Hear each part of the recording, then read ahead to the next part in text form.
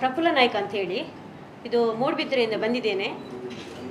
ನಿನ್ನೆ ನಡೆದಂಥ police inspector ಸಂದೇಶರ ವಿರುದ್ಧ ಹಲವು ಸುಳ್ಳು ಆರೋಪಗಳು ಕೇಳಿ ಬರುತ್ತಿದ್ದು, ಇದು ಮಾಡಿದ ವ್ಯಕ್ತಿ ಬೇರೆ ಯಾರೂ ಅಲ್ಲ, ನನ್ನ ಸ್ವಂತ ಸಹೋದರಿಯಾದ ಸುಮತಿ ನಾಯ್ಕ. ಇವರ ನಡವಳಿಕೆ ಸರಿಯೇನಿಲ್ಲ. ಇವಳು ನಮ್ಮ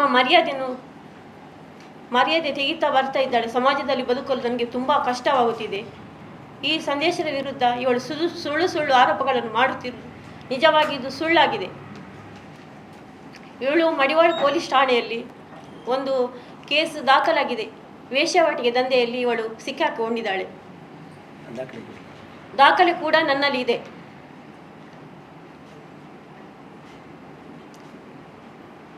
ಇವಳು ಒಂದು ಕಾರ್ಕಳದಲ್ಲಿ ಒಂದು ಪ್ರವೀಣ್ ಪಿಂಟು ಅಂತ ಒಂದು ವ್ಯಕ್ತಿಗೆ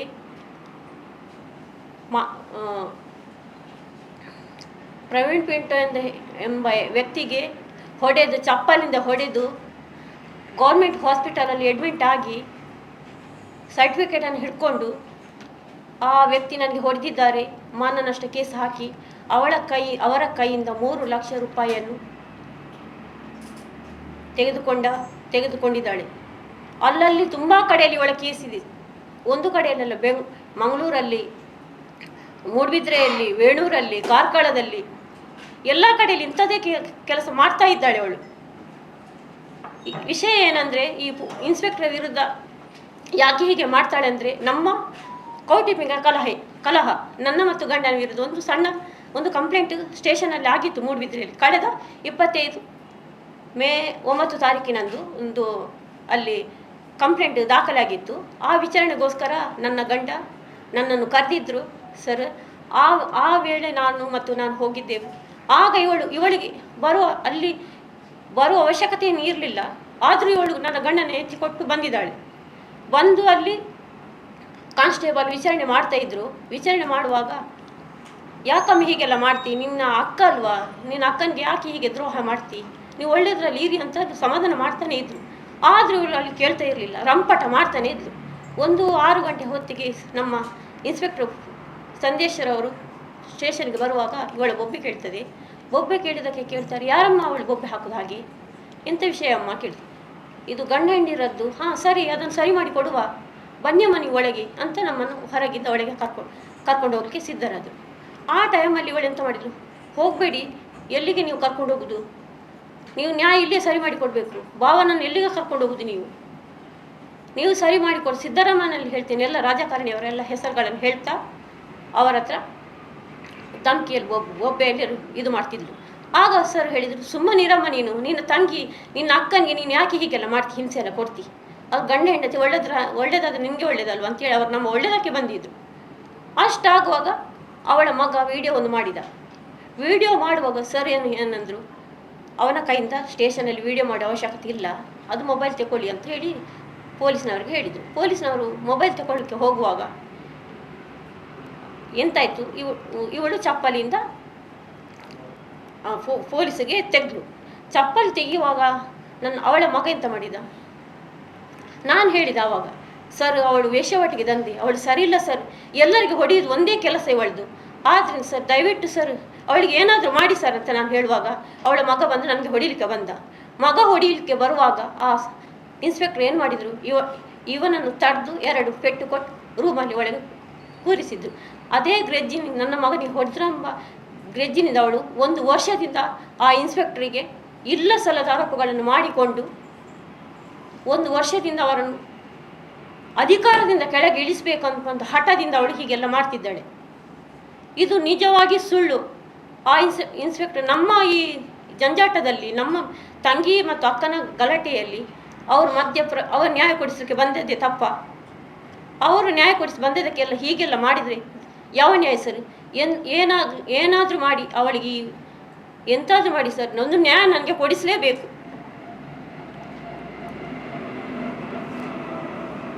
ಅಲ್ಲದೆ ನಮ್ಮ ಕೊಕ್ರಾಡಲ್ಲಿ 3-4 ಎಕರೆ ಜಾಗ ಇದೆ, ಅದನ್ನು ಸಹ ಇವಳು ನನ್ನ ಅಮ್ಮನಿಗೆ ಬುದ್ಧಿ ಕೆಡಿಸಿ, ನಾವು 3 ಮಕ್ಕಳು, ನಮಗೆ ಗೊತ್ತಾಗದ ಹಾಗೆ ಆ ಜಾಗವನ್ನು ಕೂಡ ಅವಳ ಹೆಸರಿಗೆ ಮಾಡಿಕೊಂಡಿದ್ದಾಳೆ. ಎಲ್ಲ ಹಾಗೆ ಅವಳಿಗೆ ನನ್ನಲ್ಲಿ ಈಗ ಈ ಜಾಗಕ್ಕೆ ಬರ್ತಾಳೆ ಅಂತ ನನ್ನ ಮಗನನ್ನು ಸಹ ಹಿಡ್ಕೊಂಡಿದ್ದಾಳೆ ಅವಳೆ. ನನಗೆ ಈಗ ಗತಿ ಇಲ್ಲದಾಗೆ ಆಗಿದೆ. ನನಗೊಂದು ನ್ಯಾಯ ಕೊಡಿಸಿ, ದಯವಿಟ್ಟು ನನಗೆ ನ್ಯಾಯ ಕೊಡಿಸಬೇಕು. ದಯವಾಗಿ ನಾನು ನಿಮ್ಮಲ್ಲಿ ಕೇಳಿಕೊಳ್ಳುವುದೇನೆಂದರೆ ನನಗೊಂದು ದಯವಿಟ್ಟು ನ್ಯಾಯ ಕೊಡಿಸಬೇಕು ಅಂತ ನಾನು ನಿಮ್ಮಲ್ಲಿ ಎಲ್ಲರ ಪರವಾಗಿ ಕೇಳಿಕೊಳ್ತೇನೆ. ಇದರಲ್ಲಿ ನಿಮಗೆ ನ್ಯಾಯ ಬರಲಿಕ್ಕೆ ಏನು ಉಂಟು? ನಿಮಗೆ ಸಂಬಂಧ ಕೊಡೋದಿಲ್ಲ ಅಲ್ಲ? ಇನ್ಸ್ಪೆಕ್ಟರ್ ಆಗಲಿ ಅಲ್ಲ, ಇನ್ಸ್ಪೆಕ್ಟರ್ ಕೂಡ ನಮ್ಮ ಇದರಿಂದಾಗಿ ಅಲ್ಲ ನಿಜವಾಗಿ ಇದು ನಮ್ಮ ಸಮಸ್ಯೆ, ನನ್ನ ಅಕ್ಕ ತಂಗಿಯರ ಸಮಸ್ಯೆ. ಆ ಪೊಲೀಸರನ್ನು ಯಾಕೆ ಬಲಿಪಶು ಮಾಡಬೇಕು? ಅವ್ರು ಎಂತಕ್ಕೆ ಬಂದಿದ್ದಾರೆ? ಅವರಿಗೆ ನ್ಯಾಯ ಕೊಡಿಸಿದ್ದು ತಪ್ಪ ನಮಗೆ? ಅಲ್ಲ, ನಿಮ್ಗೆ ನ್ಯಾಯ ಕೊಡಿಸಬೇಕು ಅಂತ ಪ್ರಶ್ನೆ ಬರೋದಿಲ್ಲ ಇದರಲ್ಲಿ. ನೀವು ಇದರಲ್ಲಿ ಥರ್ಡ್ ಪಾರ್ಟಿ ಆಗಿರೋದ್ರಿಂದ ನೀವು ಇನ್ನೊಬ್ಬರಿಗೆ ನ್ಯಾಯ ಕೊಡ್ಬೇಕಂತೇಳಿ ನೀವು ಹೇಳ್ಬೋದಷ್ಟೇ. ನಿಮ್ಗೆ ಇದರಲ್ಲಿ ಪಾತ್ರವೂ ಇಲ್ಲ. ಅಲ್ಲ, ಅವಳು ಹಿಡ್ಕೊಂಡು ನನ್ನ ಮಗನನ್ನು ಹಿಡ್ಕೊಂಡು ಇಲ್ಲ ಸಲದ ಆರೋಪಗಳು ಅಲ್ಲಲ್ಲಿ ಕೇಸ್ ಮಾಡ್ತಾ ಇದ್ದ ನನ್ನ ಮೇಲೆ, ಆ ಇನ್ಸ್ಪೆಕ್ಟರ್ ಮೇಲೆ ಮಾಡ್ತಾ ಇದ್ದಾಳೆ. ಅದಕ್ಕೊಂದು ಎಂತಾದ್ರೂ ಕಡಿವಾಣ ಹಾಕ್ಲೇಬೇಕು. 1 ವರ್ಷದಿಂದ ಮಾಡ್ತಿದ್ದಾಳೆ. ನಾನು ಕುಗ್ಗಿ ಹೋಗಿದ್ದೀನಿ ಅವಳಿಂದಾಗಿ. ಸಮಾಜದಲ್ಲಿ ತಲೆ ಎತ್ತಲಿಕ್ಕಿಲ್ಲ ನನಗೆ. ಆ ರೀತಿ ಮಾಡಿದ್ದಾಳೆ ಅವಳು. ಗಂಡ ನನ್ನೊಟ್ಟಿಗಿದ್ದಾರೆ, ಮಗ ಅಲ್ಲಿದ್ದಾನೆ. ಗಂಡ 3 ತಿಂಗಳು ಅವಳೊಟ್ಟಿಗೆ ಇದ್ದು ಅವಳ ನಡವಳಿಕೆ ಚರಿತ್ರೆಯನ್ನು ನೋಡಿ ಅವ್ರು ಹೆದರಿಸಿ ಓಡಿ ಬಂದಿದ್ದಾರೆ. ಅಲ್ಲಿ ಇಲ್ಲ ಸಲದ ಘಟನೆ ನಡೆದು ಹೋಗಿದೆ ಅಲ್ಲಿ. ಮಗ ಅವಳೊಟ್ಟಿಗಿದ್ದಾನೆ. ಇಲ್ಲ ಸರ್, 17 ವರ್ಷದ ಹುಡುಗ. ಮದುವೆಗೆ ಗಂಡ ತೀರು ಹೋಗಿದ್ದಾನೆ. ಅವಳದ್ದು ಇದೇ ವಹಿವಾಟು. ಅವಳು ಜಾಗದಲ್ಲಿ ಗಂಧದ ಮರ ಇಟ್ಟಿದ್ದಾಳೆ. ಒಂದು 75 ಲಕ್ಷದ ಮನೆ ಕಟ್ಟಿದ್ದಾಳೆ. ಅದು ಅವಳಿಗೆ ನಿಜವಾಗಿ ಸ್ವಂತ ಕೆಲಸ ಏನಿಲ್ಲ. ಅವಳು ಎಲ್ಲಿಂದ ಹಣ ಬರ್ತದೆ ಎಲ್ಲ ವಿಚಾರಣೆ ಮಾಡಬೇಕು. ಸ್ವಂತ ಉದ್ಯೋಗ ಅಂತ ಏನಿಲ್ಲ ಅವಳಿಗೆ. ತೀರಿ ಹೋಗಿ ಒಂದು 3 ವರ್ಷ 4 ವರ್ಷ ಆಗ್ತಾ ಬಂತು. ಅವನು 1 ವರ್ಷದಿಂದ ಅಲ್ಲಿ ಇದ್ದಾನೆ.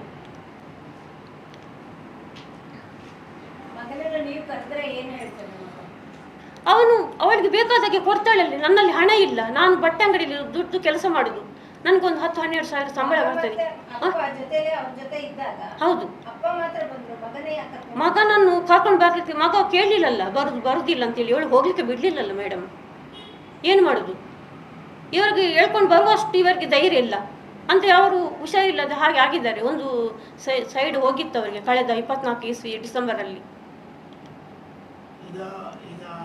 ಕೇಸ್ ಬಗ್ಗೆ ಹೇಳುವಾಗ ನಿಮ್ಮ ಗಂಡ ಹೆಂಡಿರ ಜಗಳದಲ್ಲಿ ಅವಳು ಬರ್ಬೇಕಂತ ಏನಿಲ್ಲ ಅವಳಿಗೆ.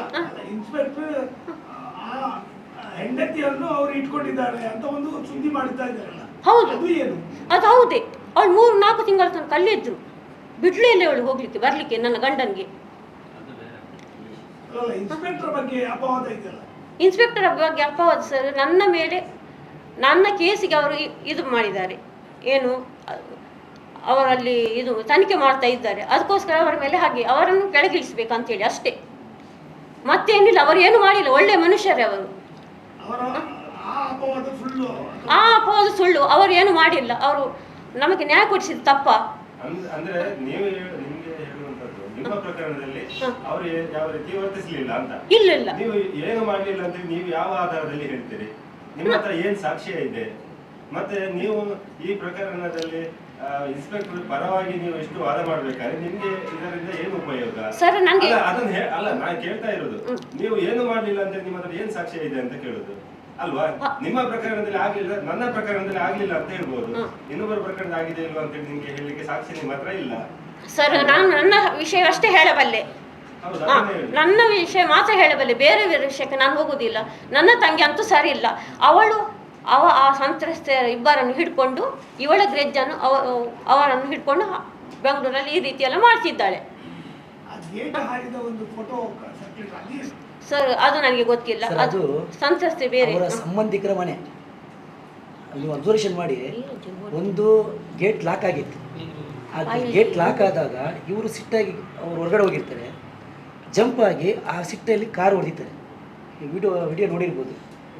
ಅದೇ ನೆಕ್ಸ್ಟ್ ವಿಡಿಯೋ ನೋಡಿ, ಸೇಮ್ ಪೇಸ್. ಒಂದು ಫುಟೇಜ್ ಈ ಥರ ಇದೆ, ಒಂದೊಂದು ಫುಟೇಜ್ ಈ ಥರ ಇದೆ. ಯೂನಿಫಾರ್ಮ್ ಹಾಕ್ಕೊಂಡು ಅವರ ರಿಲೇಟಿವ್ ಮನೆ ಅದು. ಆ್ಯಕ್ಚುಲಿ ಆ ಯಂಗ್ಸ್ ಮೀಡಿಯಾಗೆ ಬಂದಿಲ್ಲ. ಅವ್ರ ತಂಗಿ ಈ ಕ್ರೈಸ್ತ ಸಮುದಾಯದಲ್ಲಿ ನೀವು ಕ್ರೈಸ್ತದಲ್ಲಿ ನೋಡಿರ್ಬೋದು. ಏನಾದರೂ ಖುಷಿ ವಿಷಯ ಆದಾಗ ಸಭೆ ಮದುವೆ ಸಮಾರಂಭ ಬರ್ತಡೇ ಇದ್ದಾಗ ಈ ಥರ ಕೈ ಇಟ್ಕೊಂಡು ಸ್ವಲ್ಪ ಡ್ಯಾನ್ಸ್ ಆಡೋದು ಇದ್ದೇ. ಅದನ್ನೇ ನಾವು ಇದನ್ನೇ ಇದು ಕಂಪೇರ್ ಮಾಡೋದು ತಪ್ಪಾಗುತ್ತೆ. ಕಾಮುಕನ ವರ್ಡ್ ಯೂಸ್ ಮಾಡೋದು ತಪ್ಪಲ್ಲಿ. ಹೌದು ಮೇಡಮ್, ಈಗ ನೋಡಿ ಕೈಯಲ್ಲಿ ಬಾಟ್ಲಿ ಇದೆ, ನೀರು ಬಾಟ್ಲಿ, ನೀರು ಗ್ಲಾಸು, ನಾಟೆ ಇದು ಡ್ರಿಂಕ್ಸ್ ಇಲ್ಲ.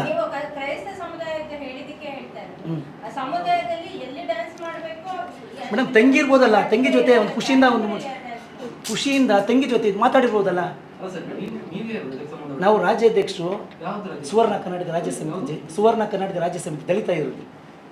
ನಮ್ಮದು ಇಡೀ 7 ಜಿಲ್ಲೆಯಲ್ಲಿದೆ. ಈ ಮೂಡುಬಿದಿರೆಯಲ್ಲಿ ಮದುವೆ ಆಗಿ ಇಲ್ಲೊಂದು ಸಮಾಜ ಸೇವೆಗಳು ಮಾಡ್ತಾ, ನಾನು ಮೂಲತಃ ಬೆಂಗಳೂರು, ಇಲ್ಲಿ ಮದುವೆ ಆಗಿರೋದು. ಕಳೆದ 3 ವರ್ಷದಿಂದ ಈ ಮೂಡುಬಿದಿರೆಯಲ್ಲೇ ಇದ್ದೀನಿ. ಇಲ್ಲಿ ಏನು ಆಗು ಹೋಗುಗಳನ್ನ ನಾವು ನಮ್ಮ ಅಬ್ಸರ್ವೇಷನ್ ಇದೆ. ಮತ್ತು ಅದೇ ರೀತಿ ಅದೇ ಅಧಿಕಾರಿಗೆ ಸಿದ್ದರಾಮಯ್ಯ ಅವರಿಂದ ಅವಾರ್ಡ್ ಬಂತು. ಯಾಕೆ ಬಂತು? ಈ ಥರ ವ್ಯಕ್ತಿ ಯಾರು ಕೊಡ್ತಾರೆ? ಮತ್ತು ಅದರಲ್ಲಿ ಅಲೆಗೇಷನ್ ಮಾಡಿದರೆ ಸಿದ್ದರಾಮಯ್ಯ ಅವ್ರಿಗೆ ಲಂಚ ಕೊಟ್ಟು, ಅದೆಲ್ಲ ಸುಳ್ಳಲ್ವಾ? ಈಗ ನಾನು ಅರ್ಜಿ ಕೊಟ್ಬಿಟ್ರೆ, ನಿಮ್ಮ ಮೇಲೆ ಅರ್ಜಿ ಕೊಟ್ಬಿಟ್ರೆ ನೀವು ಅಪರಾಧ ಆಗ್ತೀರಾ? ಆ ಕಾಮುಕನ ವರ್ಡು ಯೂಸ್ ಮಾಡೋದು ತಪ್ಪಾಗುತ್ತೆ. ಅವ್ರೇನು ಬೆತ್ತಲೆಯಲ್ಲಿ ಕಾಣಿಸಿದಾರಾ? ಹೇಳಿ, ಬೆತ್ತಲೆಯಲ್ಲಿ ಕಾಣಿಸಿದಾರಾ? ಒಂದು ನೆಕ್ಸ್ಟ್ ಜೊತೆ ಇದ್ದಾರಾ? ಆ ಫುಟೇಜ್ ನೋಡಿ ಸ್ವಲ್ಪ ಅಬ್ಸರ್ವೇಷನ್ ಮಾಡಿ. ಒಂದು ಅಣ್ಣ ತಂಗಿ ಜೊತೆ ಇರ್ಬೋದು, ಆಯ್ತಾ? ಅಣ್ಣ ತಂಗಿ ಜೊತೆ ಗಾಡೀಲಿ ಹೋದ್ರೆ ಅಂದರೆ ಮಿಸ್ಅಂಡರ್ಸ್ಟ್ಯಾಂಡ್ ಮಾಡೋಕ್ಕಾಗುತ್ತಾ? ಅವರು ನಿಮಗೆ ಕ್ಲಾರಿಟಿ ಬೇಕಂದರೆ ಮೂಡುಬಿದ್ರೆ ಸುತ್ತಮುತ್ತ ರೌಂಡ್ ಅಪ್ ಮಾಡಿ, ಎಲ್ಲಾದರೂ ಪೇಜ್ ಕೇಳಿ, ಅವ್ರ ಬಗ್ಗೆ ಕೇಳ್ತಾರೆ. ಕಳೆದ 3 ವರ್ಷದ ಹಿಂದೆ ಈ ಮೂಡುಬಿದ್ರೆ ಯಾವ ಥರ ಇತ್ತು, ಯಾವಾಗ ನೋಡು ಗಲಾಟೆ, ದಂಧಳಿಗಳು, ಆ ಗಾಂಜಾ ಇದು, ಈಗ ಇಷ್ಟು ನೀಟಾಗಿದೆ ಅಂದರೆ ಅದಕ್ಕೆ ಕಾರಣ ಇವರೇ ಅಲ್ವಾ? ಇಂಥ ಅಧಿಕಾರಿ ಬಗ್ಗೆ ಯಾಕೆ ಇವರು ಸುಳ್ಳು ಆರೋಪ ಮಾಡೋದು? ನಾನು ಮದುವೆ ಆಗಿ 12 ವರ್ಷ, ಸ್ಟೇ ಆಗಿರೋ 3 ವರ್ಷದಿಂದ ಇಲ್ಲೇ ಸ್ಟೇ ಆಗಿದ್ದೀನಿ. ನಾನು ಬರೋಕ್ಕೆ ಮುಂಚೆ 1 ವರ್ಷ ಮುಂಚೆ ಗಲಾಟೆಗಳಿತ್ತು. ಗಾಂಜಾ ಇದು, ಹುಡುಗರದು ಒಟ್ರಾಸ್, ಗಾಡಿ ರೌಡಿಸಮ್ ಥರ ಇತ್ತಿಲ್ಲಿ. ಇವರು ಬಂದ ನಂತರ ತತ್ಮಟ್ಟಿಗೆ ಸ್ವಲ್ಪ ಕಂಟ್ರೋಲ್ ಇದೆ, ಶಿಸ್ತು ಅನ್ನೋದಿದೆ. ನಮ್ಮ ಸುಧೀರ್ ಕುಮಾರ್ ಸರ್ ಥರ ಅವ್ರ ನಿಯಮದಲ್ಲಿದೆ, ಅದೇ ರೀತಿ ಇದೆ. ಇಲ್ಲಿ ಯಾವುದೇ ರೀತಿ ಕಾನೂನು ಬಗೆಯ ಚಟುವಟಿಕೆಗೆ ತುಂಬ ಒಂದು ಕಂಟ್ರೋಲಲ್ಲಿದೆ. ಇದಕ್ಕೆ ಮೂಲ ಕಾರಣ PG ಸಂದೇಶ್ ಅವರು. ಸೊ ಇಂಥವ್ರ ಬಗ್ಗೆ ಅಲಿಗೇಷನ್ ಮಾಡೋದು ತುಂಬ ತಪ್ಪಾಗುತ್ತೆ. ಯಾವುದೇ ರೀತಿ ಸಾಕ್ಷಿ ಇಲ್ಲ. ಸಾಕ್ಷಿ ಇಲ್ಲದೆ ಅದಕ್ಕೆ ಇವರು ಇದು ಮಾಡ್ತಾರೆ. ಒಂದು ವೇಳೆ ಇದ್ದಿದ್ದರೆ ನಮ್ಮದು ಅಧಿಕಾರಿಗಳೇ ಅವರು ಕ್ರಮ ತೊಗೋಬೋದಿತ್ತಲ್ಲ, ಕಮಿಷನ್ ಸಭೆ ಕ್ರಮ ತೊಗೋಬೋದಿತ್ತಲ್ಲ. ನೀವು ಪೊಲೀಸ್ ಕಂಪ್ಲೇಂಟ್ ಕೊಡ್ತೀರಮ್ಮ? ಹ್ಞೂ, ಕೊಟ್ಟಿದ್ದೇನೆ ಸರ್. ಏನಂತ? ಅದು ನನ್ನ ತಂಗಿಯ ಮೇಲೆ ನಾನು ಕೊಟ್ಟಿದ್ದಷ್ಟೇ. ಕಂಪ್ಲೇಂಟ್ ಅಂದರೆ ಅದು ಮತ್ತೆ ಕೇಸ್, ಇದು FIR ಮತ್ತೆ ದಾಖಲು ಮಾಡಿದ್ದು. ಫಸ್ಟಿಗೆ ಕೊಡಲಿಲ್ಲ ನಾನು. ಫಸ್ಟಿಗೆ ನಾನು ಕೊಡಲಿಲ್ಲ. ಫಸ್ಟಿಗೆ ನನ್ನ ಗಂಡ ಬರಬೇಕಂತ ಒಂದು ಕೌಟುಂಬಿಕ ಕಲಹ ಇರ್ತದಲ್ಲ ಸರ್, ಅದೊಂದು ಸರಿ ಮಾಡಬೇಕಂತ ನಾನು ಸಂದೇಶ್ ಸರ್ ಇದ್ದಲ್ಲಿಗೆ ಹೋಗಿದ್ದು. ಹೌದು, ಅವ್ರು ಸಾರಿ ಮಾಡಿ ಕೊಡುವ ಇರುವಾಗ ಅಲ್ಲಿ ಮಿಡ್ಲಿಗೆ ಪ್ರವೇಶ ಮಾಡಿದ್ದು ಯಾಕೆ ಸರ್? ಅವಳು ಯಾಕೆ ಬಂದಿದ್ದಲ್ಲಿ? ಬಂದದ್ದು ತಪ್ಪಲ್ವ ಸರ್? ಈಗ ಅಲ್ಲಿ ಮಹಿಳಾ ಆಯೋಗ ಹೋಮ್ ಮಿನಿಸ್ಟರ್ಗೆಲ್ಲ ಕಂಪ್ಲೇಂಟ್ ಕೊಟ್ಟಿದ್ದಾರೆ ಒಬ್ಬರು ಮಹಿಳೆ. ಅದರಲ್ಲಿ ಒಂದು 7-8 ಪುಟ ಇದೆ, ನಿಮ್ದು ನೋಡಿರ್ಬೋದು. ತುಂಬಾ ವಿಚಾರಗಳು ಇದೆ, ಬೇರೆ ಬೇರೆ ಮಹಿಳೆಯರ ಹೆಸರು, ಅವರ ನಂಬರ್. ಸರ್, ಆ ಮಹಿಳೆಯರು ನೋಡಿ, ಒಂದೇ ಕಡೆ ಮಹಿಳೆ, ಈಗ ಅಲ್ಲಿ ಅದರ ವಿಷಯದಲ್ಲಿ ನೀವು ನಿನ್ನೆ ನೋಡಿರ್ಬೋದು ಆ ನ್ಯೂಸಲ್ಲಿ. ಮೂಡುಬಿದ್ರೆ ಸುತ್ತಮುತ್ತ ಹೆಣ್ಮಕ್ಳಿಗೆಲ್ಲ ತುಂಬ ಹಿಂಸೆ ಆಗ್ತಿದೆ, ತೋರಿಸಿ ಒಂದು. ಅಲ್ಲ ನೋಡಿ, ಆ ಹೆಂಗಸು 4 ಜನ ಹೆಂಗಸರು ಒಂದೊಂದು ಕಡೆ ಇದ್ದಾರೆ. ಇವ್ರೇನು ಮಾಡಿದರೆ ಒಂದೇ ಇದರಲ್ಲಿ ಅವನ್ನೆಲ್ಲ ಸೊಟ್ಟು ಮಾಡಿ ಇವ್ರು ಪ್ರೀ ಪ್ಲಾನ್ ಆಗಿ ಇವ್ರಿಗೆ ಈ ಥರ ಕೆಲಸ ಮಾಡ್ತಾ ಇರೋದು. ಇಲ್ಲಿವರೆಗೂ ಮೂಡುಬಿದ್ರೆ ಹೆಣ್ಮಕ್ಳೆಲ್ಲ ಯಾವುದೇ ರೀತಿ ಕಂಪ್ಲೇಂಟ್, ನೀವು ರೌಂಡ್ ಅಪ್ ಒಂದು ಇದು ಮಾಡಿ ಜನಗಳ ಅಭಿಪ್ರಾಯ ಕೇಳಿ, ನಿಮ್ಗೆ ಗೊತ್ತಾಗುತ್ತೆ, ನಿಜಾಂಶ ಗೊತ್ತಾಗುತ್ತೆ. ಯಾರೋ ಹೇಳ್ತಾರೆ ಅಂತ ನಾವು ಒಬ್ಬ ದಕ್ಷ ಅಧಿಕಾರಿ ಬಗ್ಗೆ ನಾವು ಏಕಾಏಕಿ ನಿರ್ಧಾರ ತಗೊಳ್ಳೋದು ತಪ್ಪಾಗುತ್ತೆ. ನಾವು ಅವತ್ತು ಇವರು ನಡೆದ ಘಟನೆ ದಿನ ಅವತ್ತು ಸ್ಪಾಟ ನಾನು ಅಲ್ಲೇ ಇದ್ದೆ. ನಾವು ಸಂದೇಶವನ್ನು ಒಂದು ಕಾರ್ಯಕ್ರಮಕ್ಕೆ ಇನ್ವೈಟ್ ಮಾಡೋಕ್ಕೆ ಆ ನೈಟ್ ಮೇ 9ನೇ ತಾರೀಕು ನೈಟ್ 7 ಗಂಟೆ ಅಲ್ಲಿಗೆ ಹೋಗಿದ್ದಿಲ್ಲ. 7-8 ಗಂಟೆ ಆಗಿತ್ತು, ಅಲ್ಲಿದ್ದೆ. ನಾವು ವೆಯ್ಟ್ ಮಾಡಿ ಇವರು ಪರ್ಸ್ನಲಿ ಹೊರಗಡೆ ಬಂದು ಮಾತಾಡಿದಾಗ ಸಂದೇಶ ಅವ್ರು ಹೇಳಿದ್ರು, ನಿಜ ನೀನು ಗಂಡ ಹೆಂಡತಿ ವಿಷಯದಲ್ಲಿ ಬರಬೇಡಮ್ಮ, ನೀನು ಆ ಕಡೆ ಹೋಗು, ಅವ್ರ ವಿಷಯದಲ್ಲಿ ಯಾಕೆ ನೀನು ಮಗು ತೋರಿಸ್ತೀಯ, ನೀನು ಆಚೆ ಹೋಗು, ಸ್ವಲ್ಪ ಗದ್ರಿದ್ದು. ಸೊ ಆಗ ಅವ್ರೇನು ಮಾಡಿದ್ರು, ಸ್ವಲ್ಪ ದರ್ಪದಿಂದ ಇವ್ರು ಹೇಳಿದಾಗೆ ನನಗೆ ರಾಜಕೀಯ ಇನ್ಫ್ಲುಯೆನ್ಸ್ ಇದೆ, ಅವರಿದೆ ಇವರಿದೆ ಅಂತೇಳಿ ಧಮಕಿ ಹಾಕಿ ಸ್ವಲ್ಪ ಕಾಲರ್ ಹಿಡಿಯೋ ಥರ ರೋಡಿ ಥರ ಬಿಹೇವ್ ಮಾಡೋದು, ಮತ್ತು ಸ್ಲಿಪ್ಪರ್ ತೊಗೊಂಡು ಕೈಯಲ್ಲಿ, ಆ ವಿಡಿಯೋ ಫುಟೇಜಲ್ಲಿ ಇದೆ, ನೀವು ಅಬ್ಸರ್ವೇಷನ್ ಮಾಡಿ. ಅದು ಫುಟೇಜ್ ಇದ್ದರೆ ಇದೆ, ನಾನು ಸಹಜ. ಮತ್ತು ಹುಡುಗ ಬಂದಾಗ ಆ ಹುಡುಗ ದೂಡೋದು ಒಂದು ವಿಡಿಯೋ ಬಂದಿದೆ. ಇವ್ರ ಮಗನೇ ಅವ್ರನ್ನ ನಡೆ ಒಳಗೆ ಕೂತ್ಕೊಂಡು ಇದು ಮಾತಾಡಬೇಡ, ನಿನಗೆ ಈ ವಿಷಯ ಸಣ್ಣ ಏಜ್ ಇದೆ, ನೀವು ಒಳಗೆ ಬಂತೇಳಿ ಅವ್ರನ್ನ ದುಡ್ಕೊಂಡು ಕರ್ಕೊಂಡು ಹೋಗಿದ್ದು. ಅವ್ರನ್ನ ದಾಂಧಲೆ ಮಾಡಿದ್ದಲ್ಲ, ಇದು ಮಾಡಿದ್ದಲ್ಲ, ಇದನ್ನೆಲ್ಲ ಮಿಕ್ಸ್ ಮಾಡಿ ಬೇರೆ ಥರ ಸೃಷ್ಟಿ ಮಾಡಿರೋದು. ನಿಜ ಆಗ್ಬೇಕು ಸರ್, ಸುಳ್ಳು ಆಗಬಾರ್ದು. ಇಲ್ಲಿ ದಕ್ಷ ಅಧಿಕಾರಿಗೆ ದಯವಿಟ್ಟು ನ್ಯಾಯ ಕೊಡಬೇಕು. ಮುಂದಿನ ದಿನಗಳಲ್ಲಿ ಇದೇನಾದರೂ ಇದಾದರೆ ನಾವು ಉಗ್ರ ಹೋರಾಟ ಮಾಡೇ ಮಾಡ್ತೀವಿ. ಮೂಡಬಿದ್ರೆ ಎಚ್ಚರಿಕೆ ಕೊಡ್ತೀನಿ. ಇದು ನಮ್ಮ ಸಮಿತಿ ವತಿಯಿಂದ ಉಗ್ರ ಹೋರಾಟ ಮಾಡೇ ಮಾಡ್ತೀವಿ. ದಕ್ಷ ಅಧಿಕಾರಿಗೆ ಅನ್ಯಾಯ ಆಗಿ ನಾವು ಬಿಡಲ್ಲ. ಪಾಪ ಒಳ್ಳೆ ಪ್ರೆಸ್ ಕಾನ್ಫರೆನ್ಸ್ ಆಯಿತು, ನೀವು ಇದನ್ನು ರಿಟರ್ನ್ ಆಗಿ ಕಮಿಷನರ್ಗೆ ಕೊಡುವ ಪ್ಲಾನ್ ಉಂಟಾ? ಇದೆ ಇದೆ ಇದೆ ಇದೆ ಇದೆ ಯಾವ ಕೊಟ್ಟು ಇವತ್ತೇ ಕೊಡ್ತೀವಿ ಸರ್. ಆದರೆ ತೆಗೆದಿದ್ದೀರಾ? ಹೌದೌದು.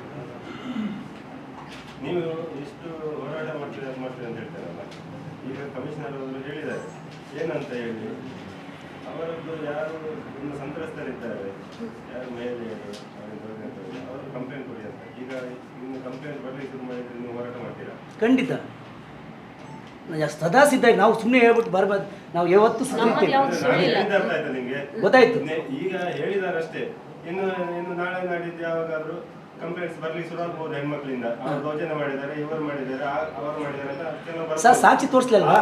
ಅಲ್ಲ ಬರ್ಬೋದು ಅಂತೇಳಿ ನಾವು ಇರ್ಲಿ ಸರ್, ಕಂಪ್ಲೇಂಟೇ ಸಾಕ್ಷಿ ತೋರಿಸ್ಲಿ. ಅಲ್ಲ, ಸಾಕ್ಷಿ ಕಂಪ್ಲೇಂಟ್ ಮಾಡಿದ್ಮೇಲೆ ಅವ್ರು ಪೊಲೀಸರಿಗೆ ಸಾಕ್ಷಿ ತೋರಿಸ್ತಾರೆ. ಓಕೆ ಆದ್ರೆ ನಿಮ್ಗೆ ತೋರಿಸೋದ ಓಕೆ, ತೊಂದರೆ ಇಲ್ಲ. ಅವ್ರ ರೀತಿ ಕಾನೂನು ರೀತಿ ಹೋರಾಟ ಮಾಡಲಿ, ನಮ್ಮ ರೀತಿ ನಾವು ಹೋರಾಟ ಮಾಡ್ತೀವಿ. ಅಂದ್ರೆ ನಿಮ್ಗೆ ಇಷ್ಟು ಆಸಕ್ತಿ ಯಾಕೆ ಅಂತ ಈ ವಿಷಯದ ಬಗ್ಗೆ? ಆಸಕ್ತಿ ಆಸಕ್ತಿ ಸರ್. ಒಬ್ಬ ಏನಿಲ್ಲ ದಕ್ಷ ಅಧಿಕಾರಿ ಮೇಲೆ ಈ ತರ ಇಲ್ಲಸಲ್ಲದ ಆರೋಪ ಬಂದ್ರೆ ಅದು ಯಾರು ಸಹ ಸಹಿಸ್ಕೊಳಕ್ಕಾಗಲ್ಲ ಸರ್. ನಾವು ಕಣ್ಣಲ್ಲಿ ನೋಡಿದ್ದೀವಿ. ಅವ್ರ ಪರ ನಾವು ವಹಿಸ್ಕೊಂಡು ಮಾತಾಡ್ತಾ ಇಲ್ಲ. ಯಾವುದು ಪರ ವಹಿಸ್ಕೊಂಡು ಮಾತಾಡ್ ಬರ್ತಾರೆ. ಕಣ್ಣಲ್ಲಿ ನೋಡಿ ಅವ್ರಿಗೆ ಎಷ್ಟು ಜನ ಸಹಾಯ ಮಾಡಿದ್ದಾರೆ ಸರ್. ಮಹಿಳಾ ಆಯೋಗಕ್ಕೆ ದೂರು ಹೋಗಿದೆ ಅಲ್ವಾ?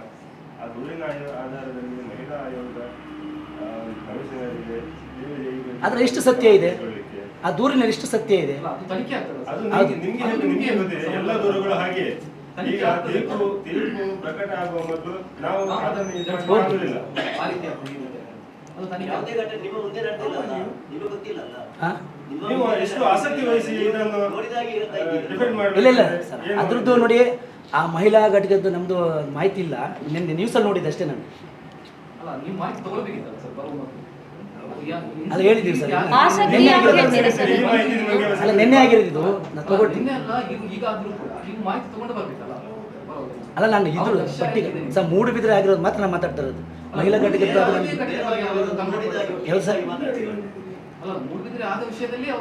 ನೀವು ದಶಕಗಳಿಂದ ಒಟ್ಟಿಗೆ ಇದ್ದಾಗಿ ಮಾತಾಡ್ತಿದ್ದೀರಿ. ನಿಮ್ಗೆ ಅಷ್ಟು ಅವಶ್ಯಕತೆ ಏನು ಅಂತ?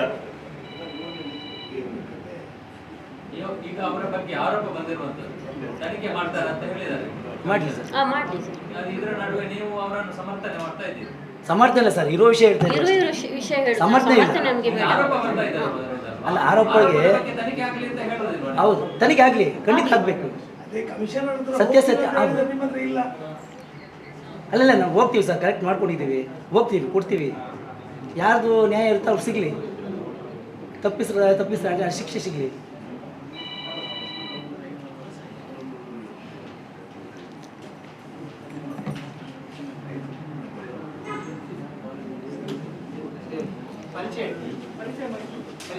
ನಮ್ದ ಸರ್, ನಮ್ಮ ವರ್ತೂರು ಮಂಜುನಾಥ್ ಅಂತ ಸುವರ್ಣ ಕರ್ನಾಟಕ ರಾಜ್ಯ ಸಮಿತಿ ಜೆ.ಬಿ. ವ್ಯವಸ್ಥೆಯ ರಾಜ್ಯಾಧ್ಯಕ್ಷರು. ವರ್ತೂರು ಮಂಜುನಾಥ್, ಸುವರ್ಣ ಕರ್ನಾಟಕ ರಾಜ್ಯ ಸಮಿತಿ ಜೆ.ಬಿ. ವ್ಯವಸ್ಥೆಯ ದಲಿತ ಸಂಘಟನೆ. ನಾವು ರಾಜ್ಯ ಸಮಿತಿ ಸುವರ್ಣ ಕರ್ನಾಟಕ ರಾಜ್ಯ ಸಮಿತಿ ಜೆ.ಬಿ. ವ್ಯವಸ್ಥೆನೆ. ಜೆ.ಬಿ. ವ್ಯವಸ್ಥೆನೆ ಸರ್, ರಾಜ್ಯಾಧ್ಯಕ್ಷರಾಗಿ ಸಂಸ್ಥಾಪಕ ರಾಜ್ಯಾಧ್ಯಕ್ಷ.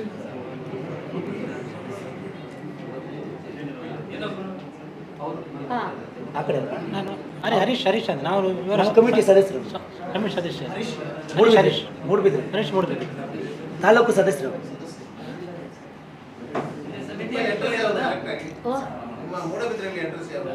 ಬಿಳುವೈ ನಮ್ದು. ಹಾ ಹೌದು ಸರ್. ಅಧ್ಯಕ್ಷರಿದ್ದಾರೆ, ಬಟ್ ಅವರು ಕೆಲಸ ಹೋಗಿದ್ದಾರೆ sir.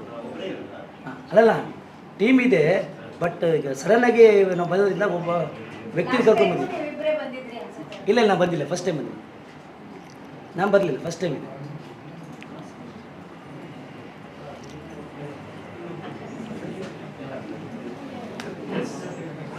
Okay sir, thank you. Okay sir.